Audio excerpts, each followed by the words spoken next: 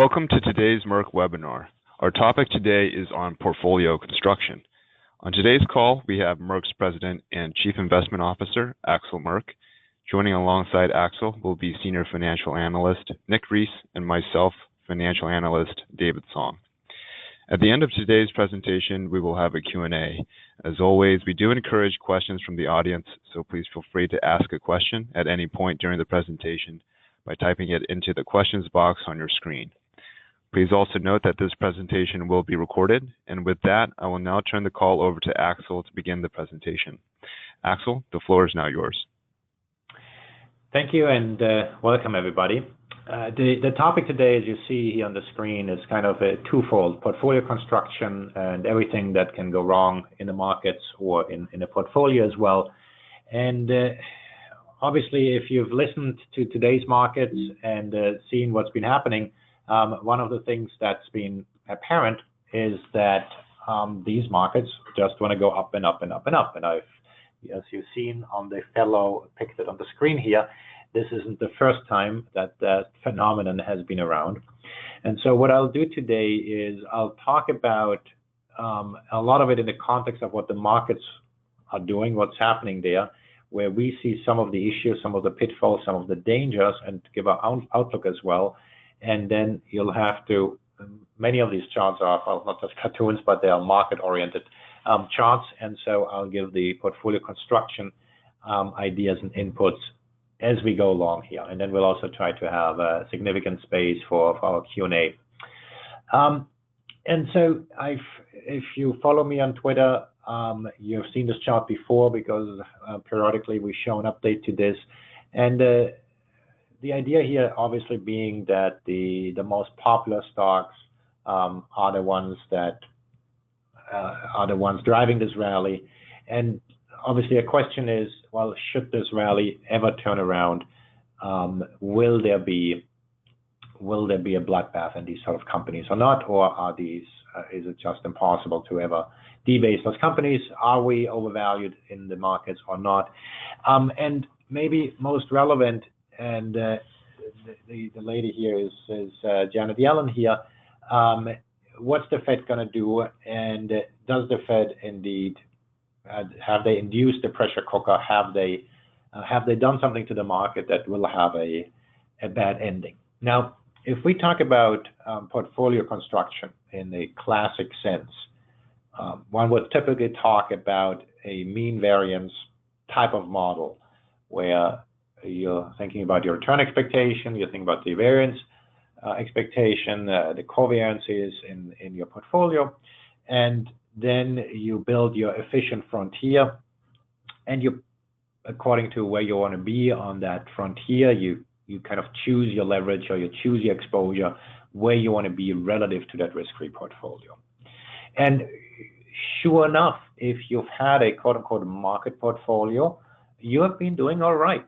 Not only have you been doing right, some of the kind of sophisticated measures such as a Sharpe ratio, what the return is for a unit of risk, have been very attractive in the markets. And indeed, it's been all but impossible to beat that with something else. I mean, you can, of course, use more leverage, but then generally speaking, you obviously, with more leverage, you tend to use more risk. There is one strategy that's beaten that, and that is to sell volatility. Note that this is not investment advice. That's always a disclaimer that we have, but we'll talk about selling volatility here. Well, let me do it right now and right here. In the first quarter, the best performing funds have been those funds that, or many of them, that sell volatility. That means that they're betting on volatility to stay low. And on the other side of that are the folks who are worried about the markets, and they buy volatility. Well, if you do that and you don't get your timing right, odds are you're going to lose money because it is extremely expensive these days. Quote unquote, everybody wants to have some sort of insurance. And if you buy insurance, it's going to cost you an arm and a leg. And so at the other end of the spectrum is the view, well, if you offer that insurance, if you write that insurance, you can collect the premium, and on days like yesterday in the market when we had a significant sell-off, well, you have a setback, but it's a temporary setback. And over recent years, that strategy has worked. It has worked so well that we recently chatted with some folks who are onboarding funds to a major financial institution, and it's that many of the new products they're seeing are those sort of funds. And so there is a rush of products coming to the market that allow investors to participate in that. I am petrified by that because something has to go wrong. There was one mutual fund company that had a major drawdown. I think it was late last year, early this year. They lost over, I think, 8% in a day. And it wasn't due to volatility spiking. It was because the sort of derivatives they were using, well, they happened to be in a constellation where they were cornered by the market. And so similarly, when there's something that's too good to be true, maybe, just maybe, there is going to be an issue somewhere. And so coming back to this theme here that a mean variance sort of optimization of portfolio, well, it's been working. The real problem is, and I think it's a very substantial structural problem, is we haven't had a dispersion of risk that allows one to construct such a classical portfolio. And what I mean with that is that when central banks print money, when they engage in QE, they compress risk premia. That means that the yield that you have in junk bonds, for example, over treasuries gets lower and lower. And that means you're not getting compensated for the additional risk you're taking on. And that's, of course, part of the intention of the central banks, because they want you to engage in risky activity. But a side effect is also that the dispersion of risk tends to be lower. And with dispersion of risk, I mean that the risk isn't jumping around. It's just a very flattish type of market. Now, there are some exceptions to that, and we'll talk about the Trump portfolio here in a bit. But generally speaking, when volatility is low, it is quite possible that risk is not properly reflected in the markets. Now, a more layman way of expressing this is with this picture. I've shown it before. This is just a picture I grabbed off the internet. It doesn't really matter what you do. It's all about experiences these days. It's all about having fun. And if you have a professional manage your money, they give you an investment experience, meaning that they will construct for you a portfolio investing in green technology, if you like it. They'll invest in socially aware things. They will invest in anything that you like. If you're a Democrat, they'll have a portfolio for you. If you're a Republican, they have a portfolio for you. And guess what? You will have made money, quite likely, because, quote unquote, everything has gone up. Well, it turns out investing isn't supposed to be just all fun and games. Just look at this guy. He has been rocking the markets here a little bit of late. And I say that semi-cynically. I just wanted to have a transition here into here the next theme here. When Donald Trump came to power, when he was elected president, let's look at here the trades that have taken place, or how the market was moving. And the first chart, we'll show two charts here with regard to that. The first one here is the excess returns of the so-called Trump stocks over the S&P 500 index from election day to inauguration day. And we're using here a couple of different JP Morgan indices, and the exact details of what's in these indices aren't really all that relevant, but these are thematic themes. So if you invested in securities that might benefit from deregulation, they had a good pop, right? And similarly, certain portfolios did well, so certain portfolios that benefited from tax changes, infrastructure spending, and so forth. Well, you can almost guess what I'm going to show you next year. Since the inauguration, and this chart, most of the charts are updated as of a few days ago, or as of end of last month, but this one, because of the activity we had yesterday in the markets, we updated that as of Wednesday. And so, sure enough, some of those trades haven't done as much anymore. We have a reversal of the Trump trades. And the more, it depends probably on legislative approaches, those trades have been unwound. And so remember, when Trump was elected, one of the themes that we identified is that, well, real interest rates jumped higher because now we're going to get more growth. We're going to finally simplify the tax code. We're going to cut regulations. We're going to do all kinds of things. Well, sure enough, governing is more difficult than campaigning, and that applies in our view in any election.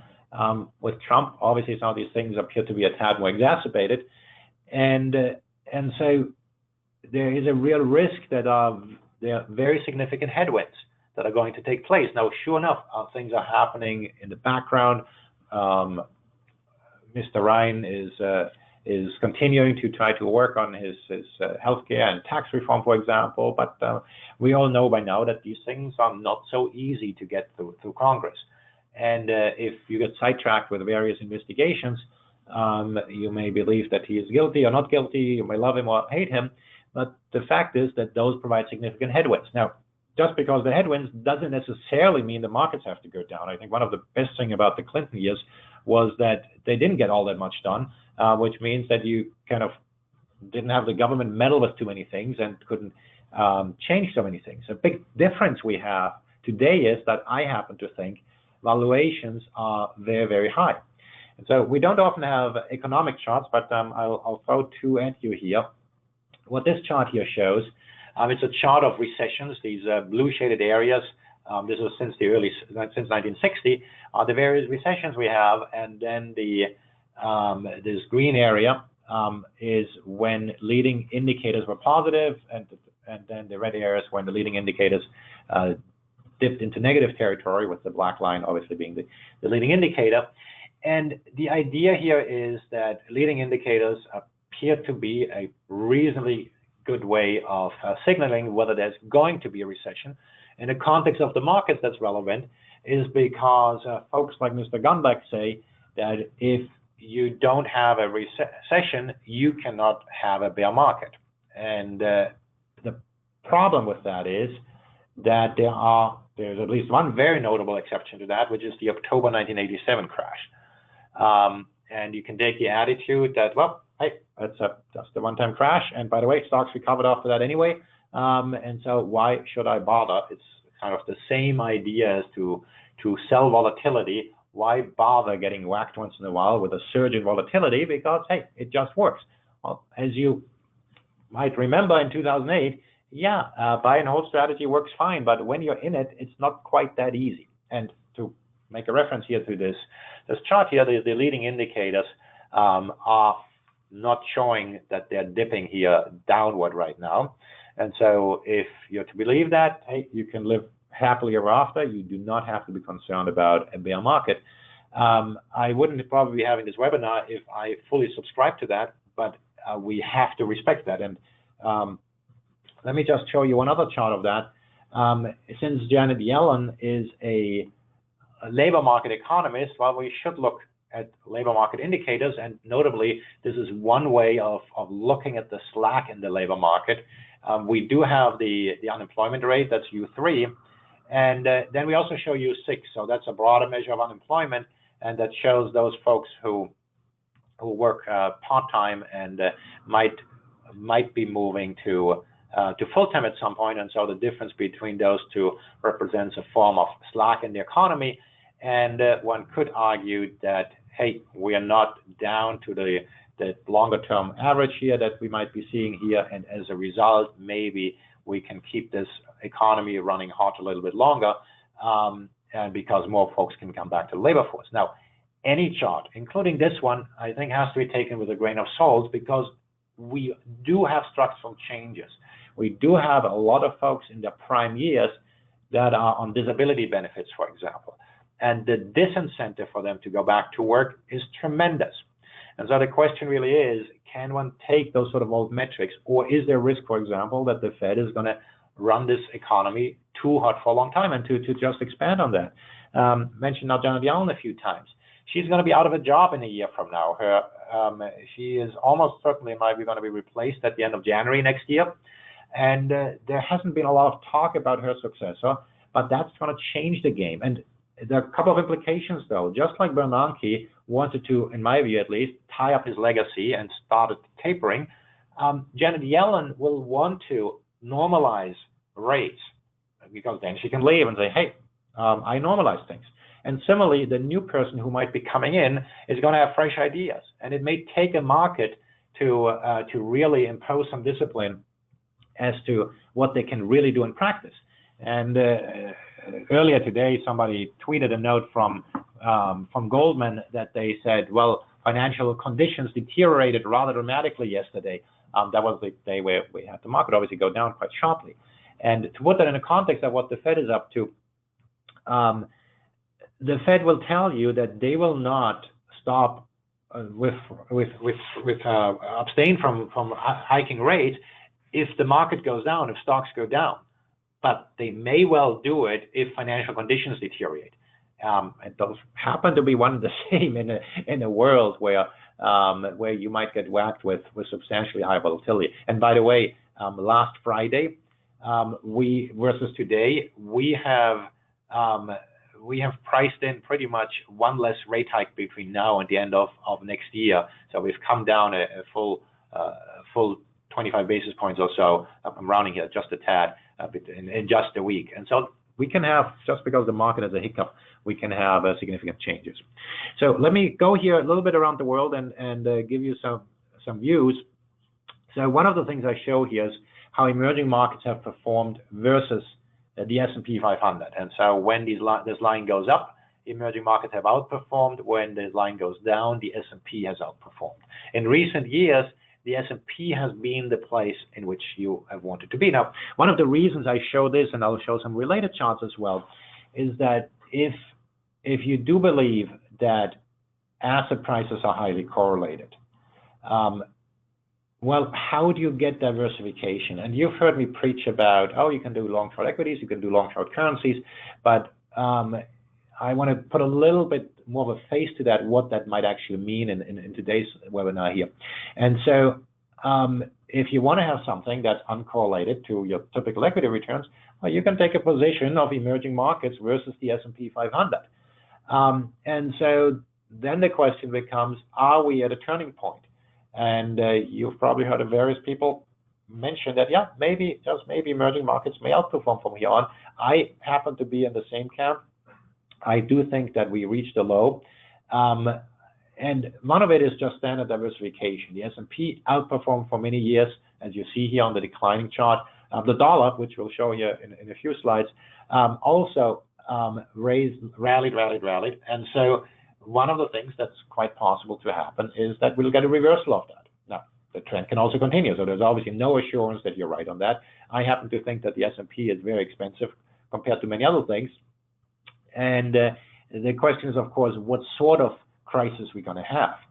One of the things we've started studying in this office quite actively is that, well, if volatility finally does break out, what are the implications for the markets? And of course, as in a prudent analysis, you look at the sort of things that have gone wrong in the past.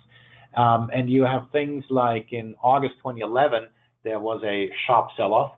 And well, in that particular sell-off, there was amazing contagion. That was the time when American mutual funds had euro-denominated commercial paper, all kinds of things. Everything was correlated. Now, since everybody does whatever it takes to keep us safe, we have more isolated types of risk events. And so let's here move to a place here that you may remember. We had the Brexit vote last year. And one of the things you may have heard me say is that we're quite concerned about what the UK is going to be up to. And there are big disagreements. Today, the sterling was above 130. Then some people say it was a fat finger. Anyway, there was a big sell-off in the sterling. There were also some other comments coming out that there was a video in which in May 3rd, I think, Mr. Comey, the now former FBI director, said that he has never been told to drop, or has never heard of anybody during his reign to be told to drop an investigation. So then the dollar rallied.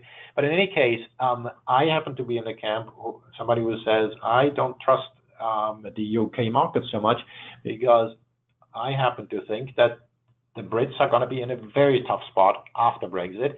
They're not going to be able to negotiate a deal. I happen to think that the British economy is very much dependent on the economy in London, and the London economy is obviously very dependent on the financial sector. And if you do have the banks move jobs over to other places, it is quite possible that what I believe is an extremely expensive real estate market in London might deflate, and that can cause a cascading effect. In addition to that, you obviously have a weaker economy, so that can induce inflation. Now, in the short term, one of the reasons sterling was high today was because inflation numbers were higher than expected. Because the typical market reaction is that, oh, you have high inflation, the central bank will do the right thing. And internal in our office, we have debates about that as well, about what's going to happen, because ultimately it then depends on whether the government will do the right thing, or in this case, the Bank of England will do the right thing and tighten monetary policy. I happen to think also on the fiscal side, it's very difficult to get a sustainable budget in the UK, especially with Brexit happening. And one of the things I've noticed, and we talk a lot about populism and how that affects the markets. Well, the mainstream parties are becoming more populist. Theresa May in the UK, it's a conservative government, has proposed price controls on energy so that gas and electricity prices will be capped. I mean, those are the sort of things you see from socialist governments. And so that has all kinds of implications for the markets in the medium term. And if you want to look for uncorrelated returns, well, maybe you want to play something on inflation here. Maybe you want to do something on the currency. Now, one question, and when it comes back to portfolio construction, is how do you put that in the context of the rest of your portfolio? And some of these things you can do with a more traditional mean variance analysis, but you can also look at things like, if you have this sort of idea, how do you backtest it? One of the big challenges in the US is that backtesting doesn't really work these days because, again, you haven't had this dispersion of risk. And so you want to more look at at other risk metrics, and what's the maximum we can lose in a position that you might be taking on. And so I'm rambling here a little bit, and the reason I do that is because I really want to kind of shake things up a little bit and say, well, there are different things happening in the rest of the world. And talking about different things, let me just give you here an idea about what's happening in France. This one here is Le Pen and Macron, the most recent contenders for the presidency, and Macron obviously having become the president. And here there is a chart of the French stock market index, the CAC 40, versus the German DAX index. And what you see here is, and this is over last year, going into the presidential election, the French market had been underperforming, and since then it's been outperformed. Now, who knows what's going to happen in the future? I happen to think that if you think about Germany, a lot of things are going right in Germany. Well, that also means a lot of things could be going wrong. In France, it's been a mess, and now there's an opportunity for reform. Now, you can say, just like in the US, that, hey, Macron is not going to get anything done. A key difference here, I think, is that you have the motivation in France that if Macron doesn't succeed, we may well get Le Pen in 5 years. And so the big parties have a major incentive here to work with Macron to get something done. And also, because so many things are wrong, actually, there's a lot of opportunity. And also, I happen to think that Macron has shown that that he is able to work with it. And so, from my point of view, the odds are that yes, the CAC may well be outperforming the DAX. And I also happen to think that the French index may outperform the S&P. Now, that said, in a day like today, where you had a rally that, hey, maybe things aren't so bad, it often happens that the U.S. market rushes ahead, and then the French market might be lagging behind. And so going back to Mr. Trump, let me just here make one or two other comments here. How do you protect yourself for tail risk in a portfolio of today? So a lot of people just say, I'm just invested in a classic stock bond portfolio. That works just fine for me, and prove to me otherwise that it doesn't work. The problem is that look at your bond portfolio. What do you have in there? People don't like the traditional bonds because they don't yield anything. And then rates might be going up. And so why on earth should I do anything? And so what people do is, well, I got to do something on a fixed income side. So why don't I look at these special opportunities where I get a little bit of extra yield by buying something that gives me more, a few more basis points. And those may be good investments, but anybody who does that, I believe, is fooling themselves if they think that they're diversified. diversification is not achieved by supplementing one risk asset for another risk asset. You got to go into a different direction with that. And obviously, that is very painful if you want to get a return, because that may well be cash these days. So a lot of people don't do that. Now, conversely, of course, one of the reasons why this cartoon here might be applicable to the markets, you do have a lot of tail risk, or perceived tail risk anyway, in the markets. The headline is coming out, oh my God, maybe the Trump presidency is doomed, or is going to be unable to get his agenda done. What am I going to do? Where do I hide? And how do you protect yourself with regard to tail risk? A lot of portfolios, the way we see it, they're fooling themselves. They stay 100% invested in risk assets, or 100% from normal, and then they buy some put options, maybe, or something of those sort. Well, wouldn't it be much easier if you're just 80 or 70 or 60% invested instead, and then didn't have those put options, and net the result would be the same thing? And so the problem, if you have a professional your portfolio, is you don't get paid for holding cash. Advisors we have talked to have their money taken away if they hold too much cash, if they're conservative on the markets. And not only that, you're obviously underperforming. Worse, if you are investing in alternatives, well, most alternatives have underperformed the market. And not only that, well, odds are you still have a big portion in risk assets. And so when you have a downturn, you lose money anyway. And so how are you going to keep your client if you do that? You don't keep up on the upside, you still lose money on the downside. In my view, in the current environment, when the market has gone up so much, it's a lot about communication. If you have a client, or if you do your own portfolio, you want to make sure that you are not too concerned about chasing the markets. And that may well mean that you have a very small portion of your portfolio to equities. Some institutional portfolios only have 10, 15, 20% allocated to equities, and a lot of other things. And part of that is that, well, as the markets go up, you want to put things into different areas, and we'll talk about that in a minute a little bit more. So let's talk about the dollar as we do that, a little bit at least, because I'll shift gears here just in a second before I come back to currencies to talk about oil, or have Nick talk about oil.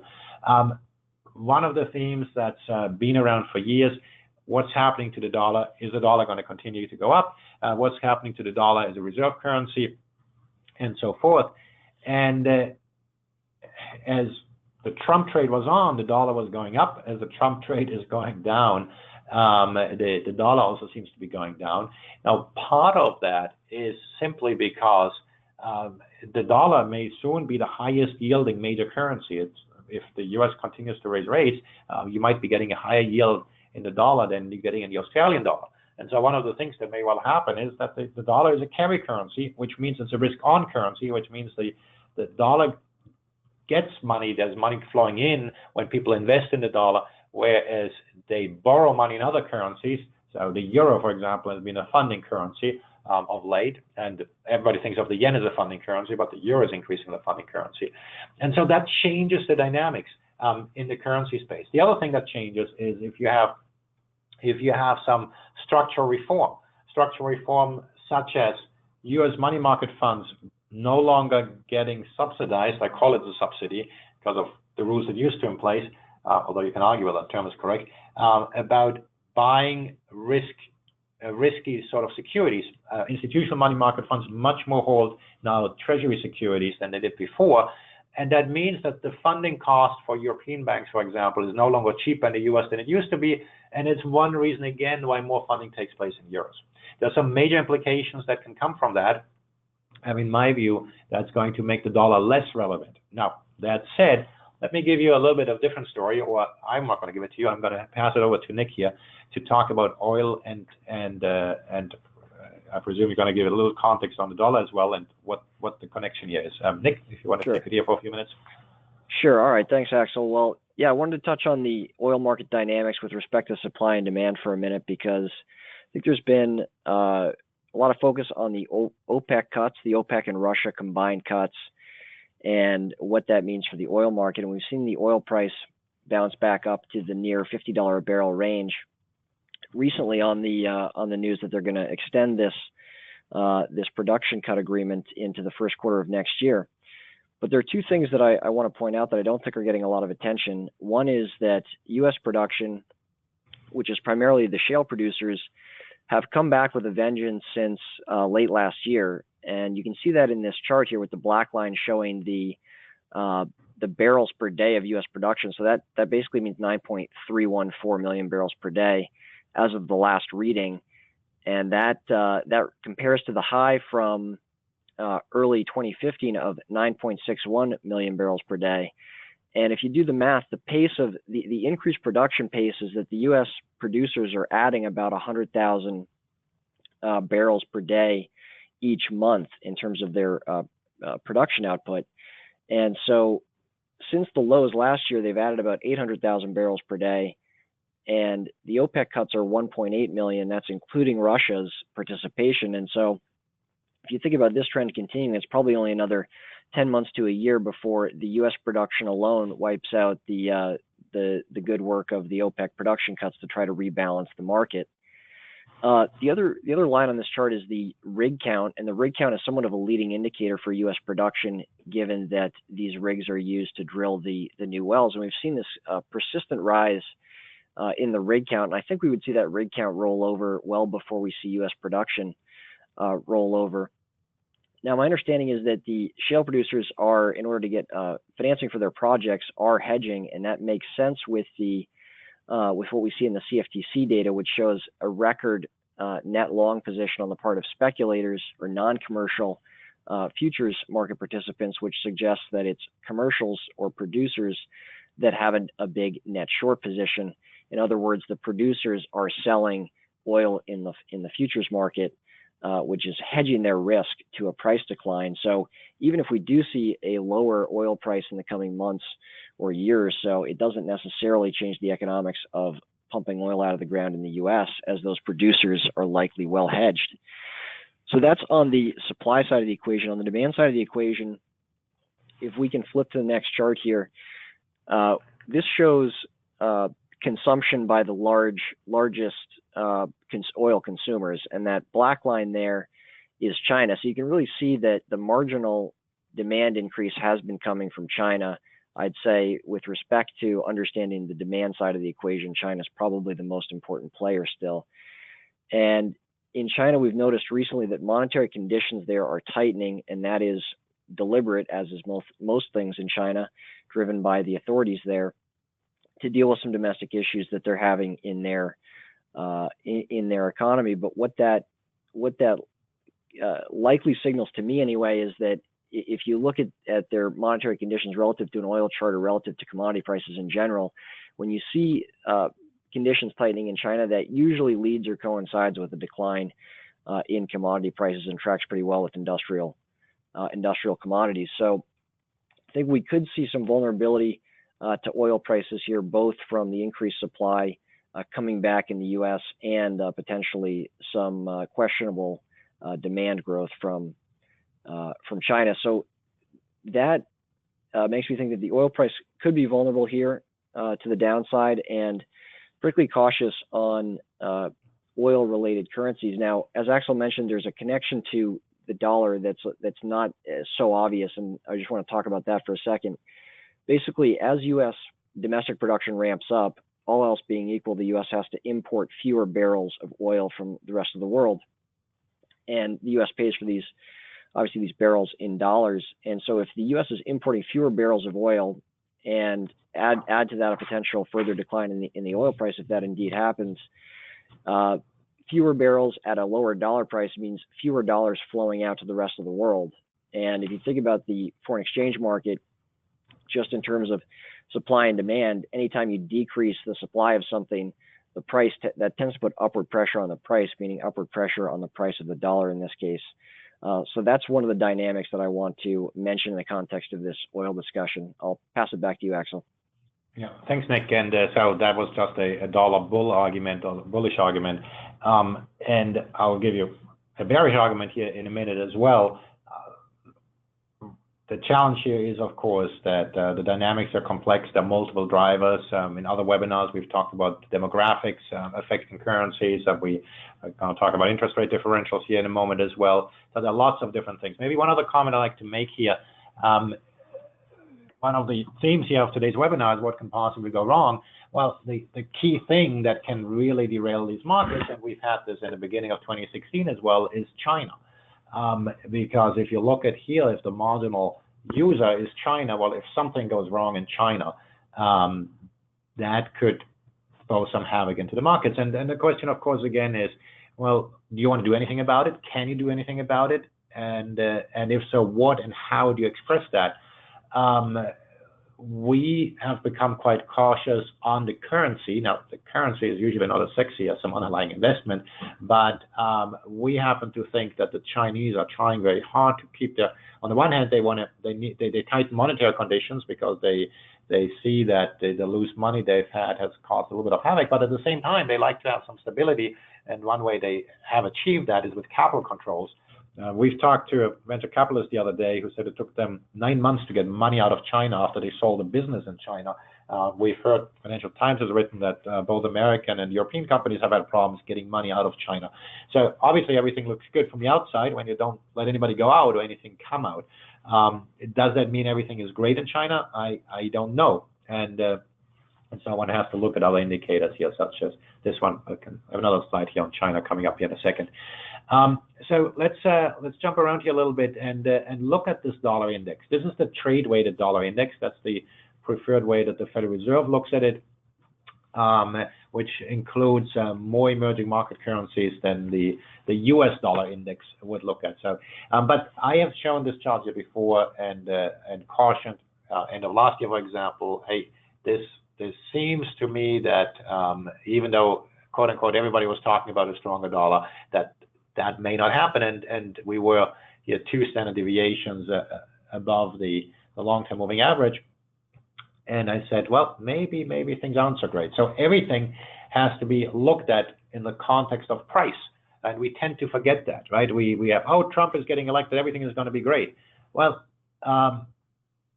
maybe that looks a little different when one comes out of, like when early 80s, when Volcker came in, things in the markets were pretty bad, and then you had then certain things happened. You unleashed certain powers.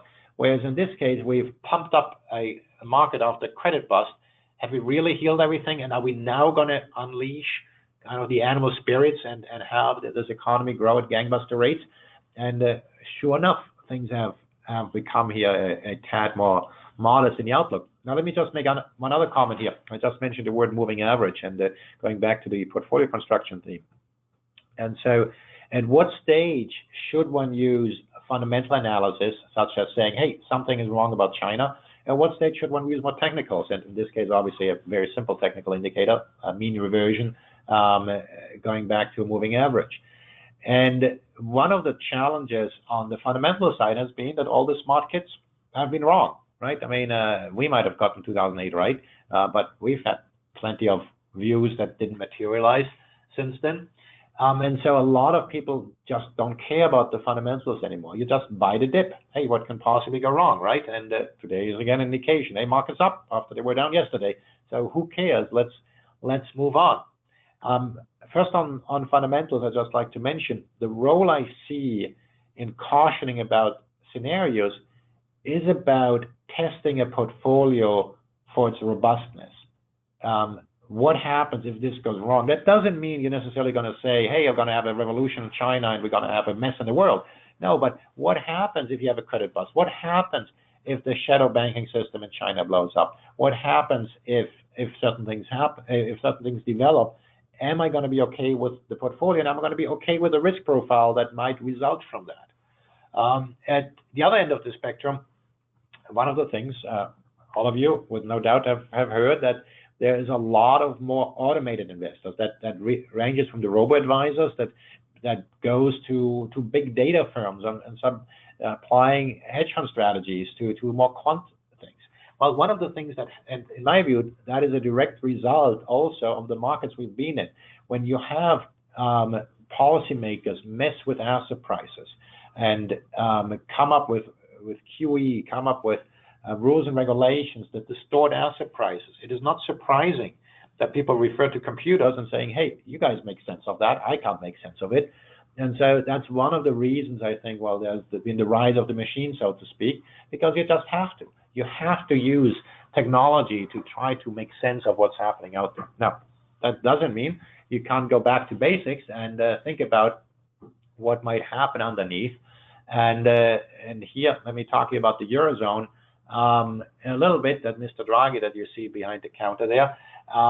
And so we've been told that everything is bad in the Eurozone, and yet the euro has been rising quite a bit. In fact, usually in the currency markets anyway, you've got the technicians, you've got some folks based on, most people invest based on interest rate differentials, and some people invest based on fundamentals. What was unique about the French election is that ahead of the first round of the French election, the most important thing to FX traders appeared to have been that they keep their job. And I say that because they got Brexit wrong, they got the Trump election wrong, while they didn't want to get the first round of the French election wrong. So the amount of insurance that was purchased against the Le Pen victory was breathtaking. It was more insurance than was taken out for Brexit. Whereas I would argue that even a Le Pen victory wouldn't have caused quite as much damage, because she wouldn't have had the assembly to support her, and so she wouldn't have been able to do as much as obviously now Theresa May can do with Brexit. There's going to be far more dramatic changes that are happening there. In any case, a lot of bad news was priced in, and at the same time, we got this commitment from the European Central Bank to have these very negative interest rates. And in recent months, ever more frequently, we get these sound bites coming out from the ECB that maybe, just maybe, these low interest rates are unsustainable. We hear comments such as, we get growth, and it's not just based on borrowed money. There are some structural improvements happening in Europe. Now, almost anybody would agree that there are many things that need to be fixed still in Europe, but it's always in the context of price. And in the US, we priced in that will make America great again. Well, maybe now it's not going to be just as great again, right? And so maybe the Federal Reserve cannot hike rates as much. Maybe, yes, the Fed wants us to believe we had a 4.1 rate hikes priced in for total in 2017 to 2018. We're down now to 3.2 rate hikes.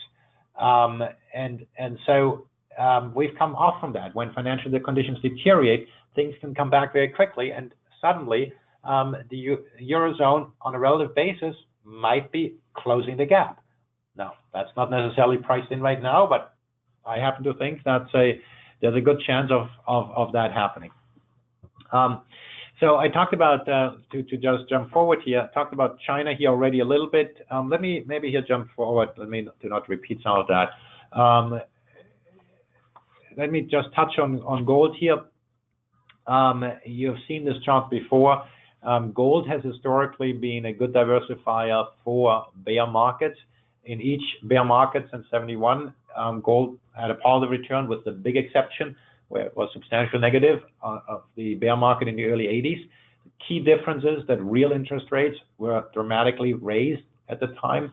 The key competitor to gold that doesn't pay a dividend is cash that pays a real rate of return. I like to mention gold for numerous reasons, but one of them is that it's the quote-unquote easiest diversifier. And I've used that term before, and then I qualified, well, it doesn't mean it's always the best diversifier. Easiest because it's much easier to understand. Mentioned oil before. Well, oil has huge supply-demand dynamics. Papers are full with stories that, it used to be that you could just listen to OPEC. Now you need to listen to the fracking industry as well. And by the way, and then there's Canada, there's Latin America, there are other oil producers as well, where the dynamics have become more complex. And if you just back to oil here for a second, the OPEC thought, if we crush the price of oil, we'll wipe out those fracking guys, and we'll can reign supreme. Well, now it appears that credit is available again to the fracking industry. They are the marginal producer, and the moment the price of oil goes up a little bit, those guys can come back online.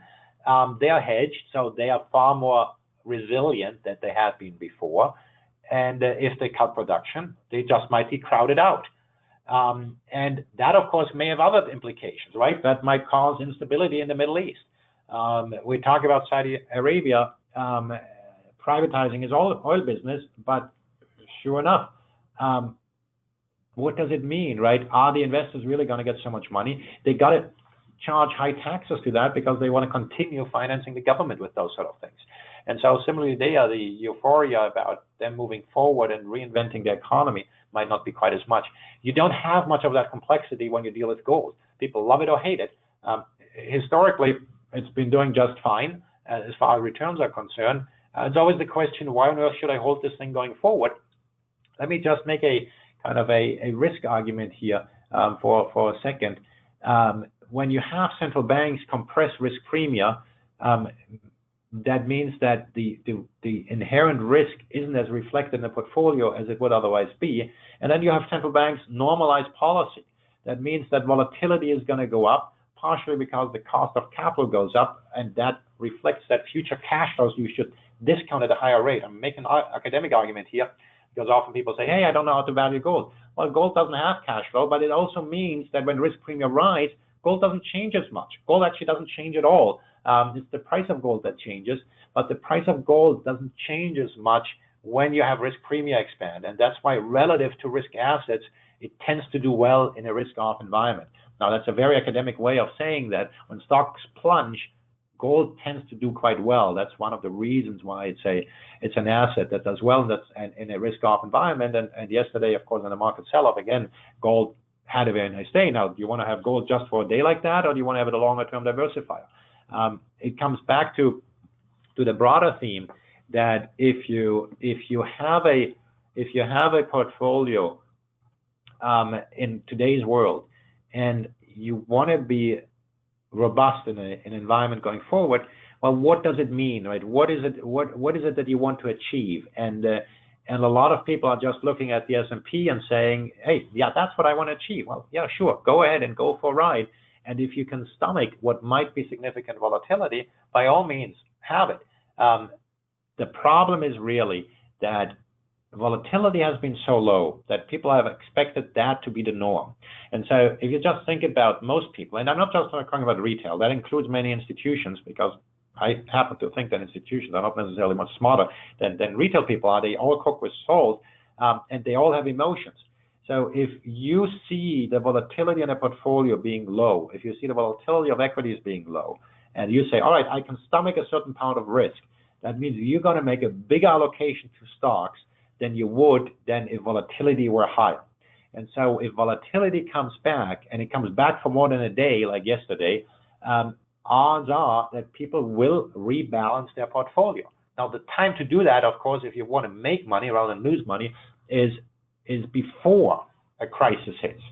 And then people say, oh, yeah, but what the heck, hey, I can't price the top. Well, the prudent thing to do is you set yourself a certain parameters, and as things go better, you take chips off the side.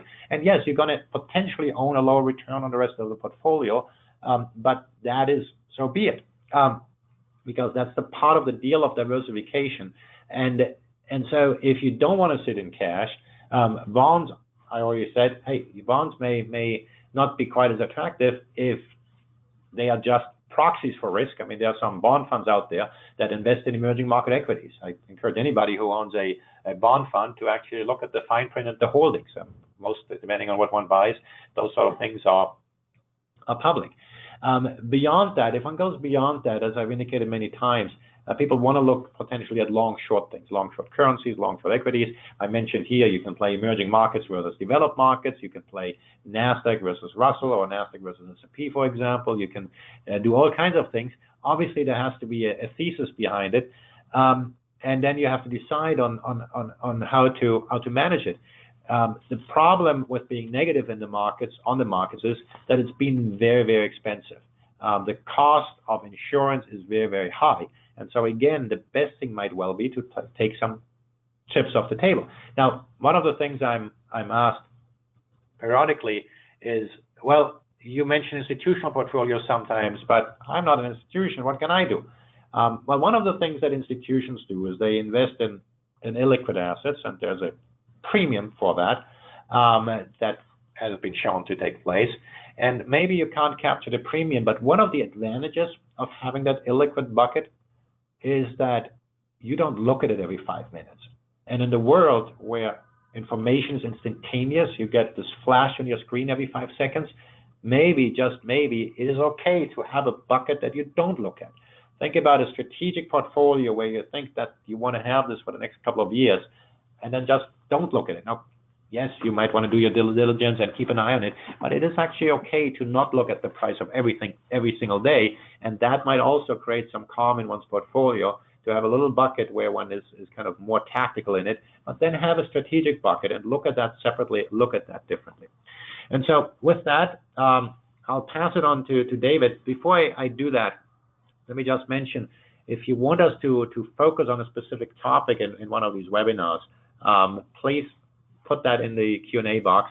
And similarly, if you disagree with something I say, we'd love to get folks engaged. It's one of the reasons we do this, by the way, and one of the reasons I'm active on Twitter is because people disagree with us. It does help us in our idea generation. So your feedback is much appreciated and valuable to us.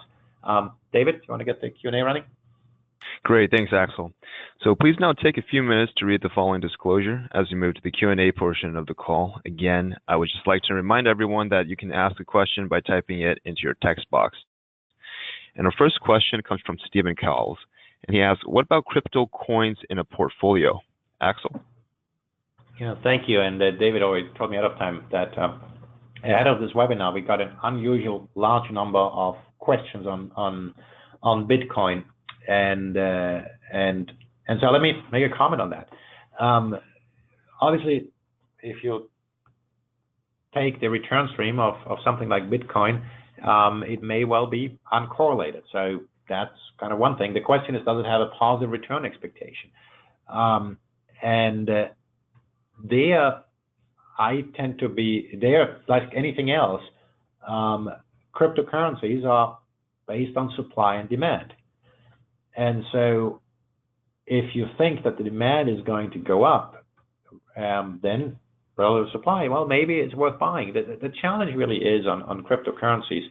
There are many challenges, but one of them is that they are extremely volatile. And so the way people use them is, oh, I'm going to use them to pay for something. Well, it's like a delayed debit card that fluctuates in value rather dramatically. And so I don't think from that point of view it's a currency in itself. It is a thing, it's something, right? And if you look at the ransomware attack we had globally, I would have thought that, well, maybe, yeah, that increases the demand for Bitcoin because once you get caught with these, everybody needs to have access to Bitcoin to get their data decrypted. It turns out actually those who did pay did not see the benefit. It did not decrypt your data again. So that didn't quite work. But overall, we don't hold Bitcoins or other cryptocurrencies in any of our portfolio, and I don't hold them privately in a portfolio. And simply because I don't think that the technology is mature enough, so to speak. And what I say here is I do think that cryptocurrencies, the underlying technology of the decentralized ledger how information is transmitted, I think can revolutionize a lot of things that are happening in the world. But a currency itself, it is not. A lot of people saying, hey, you can save cost and speed up transactions and whatnot. Well, yes, but as we see, we trade currencies institutionally. I mean, we can send money around the world at almost no cost in milliseconds. We don't need a cryptocurrency for that. It is absolutely ridiculous how expensive it is for retail to do the same thing. But the problem is not the currency. The problem is the banks. And the banks really need to wake up and smell the coffee that there are a lot of people are disrupting this industry. And if it's Bitcoins, well, so be it. But a lot of things are happening in the fintech industry that I think the banks need to be aware of. Now, all that said, anything that's going to be popular and good is going to get regulated. And with that, costs are going to increase and speed is going to slow down. So to us, there's an industry to watch and not necessarily a currency to have in a portfolio. David? Great. Our next question comes from Martin Bicker, and he asks, perhaps one can suggest if the moves to be made are for small accounts or to larger accounts and how they are different. I see larger accounts sitting, taking bigger risks, and smaller accounts staying with diversification. Axel?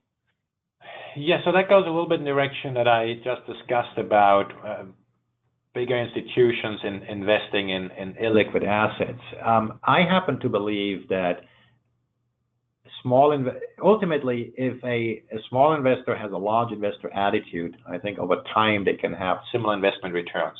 A problem with a small investor tends to be that they chase returns rather than be able to afford to sit on the sidelines sometimes.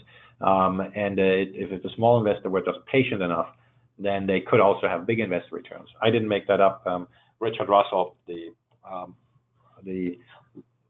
long-term newsletter writer who passed away now a few years ago, once wrote an excellent piece on that. But in any case, with regard to investment allocation, yes, a big investor, there are so many instruments out there that one can also do that. Now, if you listen to Warren Buffett or many others, they say, hey, yeah, the small investor should just buy the market or a traditional portfolio and be done with it. And that's of course right to the extent that we can't give specific investment advice, and neither can anybody else in a general setting. But it doesn't mean that one has to invest blindly. So if you take, for example, the example of 2008, I like to bring that up sometimes. A lot of people said, hey, in the end of 2008, early 2009, you should have doubled down, bought it, you would have made a killing. Well, that is correct if you had the luxury of doing that. But if you did not diversify on the way up, that means you were overinvested in risk assets. That means you lost more than you could afford to. Doubling down is simply plain irresponsible, and in my view violates the fiduciary duty of any investment advisor. And so the proper thing to do is, and this is the same thing for an individual as for a government, the best short-term policy is a good long-term policy. And that sounds simple or simplistic, but it is the absolutely only right thing to do in my view. And that long-term strategy can include that, yeah, I have a tactical element for a portfolio. It doesn't mean that every investment has to have a 5 or 10 year horizon. And so if we then dissect that, that means that one shouldn't get carried away by an S&P that goes up and up and up. It goes away about saying what's the revenue side and what's the expense side of a portfolio. And the expense side as an individual means your personal life expectancy, your personal expenses. So that's at least as crucial as whether you choose to invest in IBM or Tesla or go short the market. Beyond that, if you just talk about portfolio allocation, one of the reasons I mentioned gold as an easy diversifier, because especially on a smaller portfolio, people might not have the resources to fully dissect many of the alternative investments. But then again, what does it mean not to have the resources? A lot of people are doling out huge amounts of money to buy the S&P or to buy Tesla or this or that stock. I'm not trying to recommend here or talk against a specific company here, but it is anyone's money. It is worthwhile spending some time and trying to understand the investment process, even of the little bit more sophisticated alternative investments. They're not rocket science. And if one doesn't understand them, one calls somebody up and try to explain it to them. And so bigger investors sometimes have bigger resources, but that doesn't mean that all big investors are sophisticated. I see plenty of big investors make tremendous mistakes. And